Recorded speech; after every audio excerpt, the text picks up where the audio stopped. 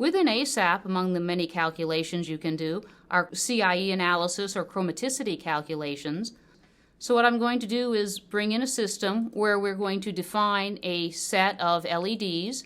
We're going to enter the relative weightings of the different LEDs and let ASAP trace the rays through these LEDs, and then we'll perform the Cie analysis. In this particular case, what we want to do is enter the LED flux weights relative to green. So for the red weight, maybe a factor of 1.1, the green weight would have a factor of 1, and the blue weight a factor of 0.8. The program will allow me to enter up to 5 LEDs and the relative weights of the LEDs. It's a white LED, so what we're going to do is enter the relative intensity to green of the red, green, and blue wavelengths. I'm going to select the first of the 3 LEDs, and then I'll go through and enter the relative weights for all of them. Obviously, if I entered different relative weights, I would get different chromatic results at the end, but let's be somewhat consistent for now. So now I've entered that we're going to use 3 LEDs, and the relative weighting is 1.1 for the red and 0.8 for the blue relative to the green wavelength. Now I'm just going to come down on my dialog box and click on OK.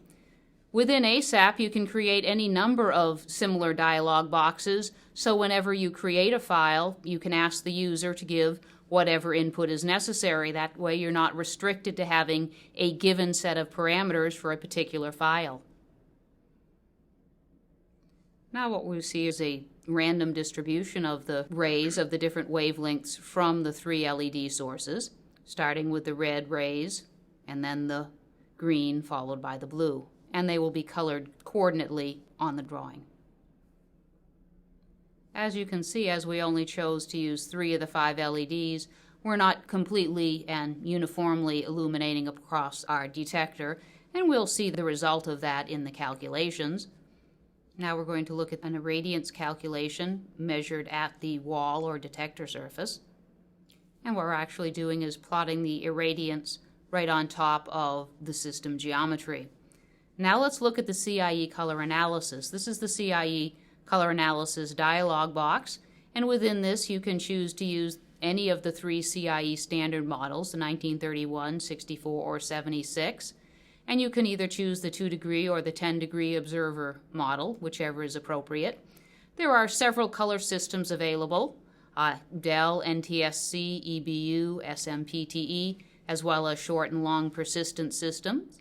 You can choose to display the gamut, the actual color range for any particular color system, and you can also set a gamma point.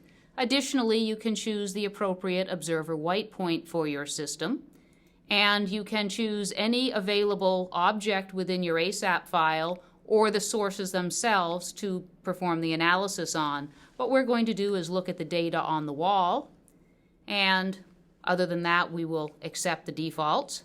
And now let's just click on OK, and ASAP will provide to us our Cie analysis. And here's the results of the Cie analysis. I'm going to do is temporarily make this screen a little bit larger so we can see some more of it. We see 3 different pieces of information, but they're all interrelated. This is your typical Cie plot.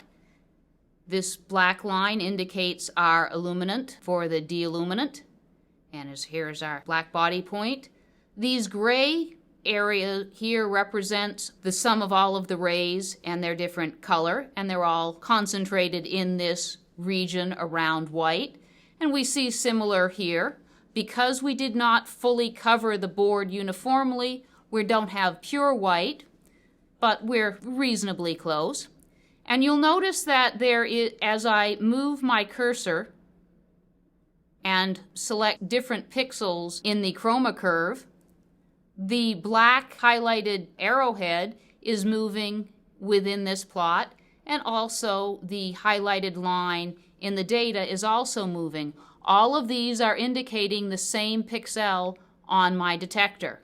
So if I look at, for instance, one of the pixels that look somewhat white, I'll notice my RGB values are all very close to 255, and we can get the Cartesian coordinates and the tri-stimulus values, as well as the CIE LAB coordinates as well for any of these points, and this is where that point is located on the chroma data graph itself.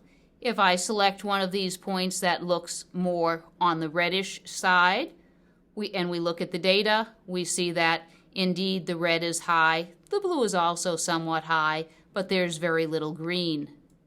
And if we go to one of the bluer points, we see the same type of effect. Again, more sampling, a better fill of the detector surface would have given us a greater appearance of white, if you will, but this gives us an idea of what would happen if we had those 3 LEDs shining upon this gypsum wallboard.